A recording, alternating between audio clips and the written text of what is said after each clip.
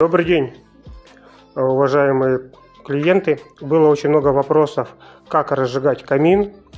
Первое действие: мы собрали камин, прикрутили 2 болта к основанию.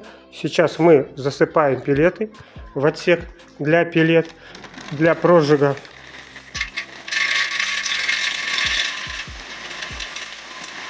Да, достаточно для начала.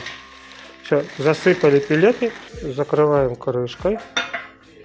Берем газовую горелку, подносим ее к данному отверстию, открываем горелку, держим вот так вот 2 минуты, чтобы разгорелись пелеты.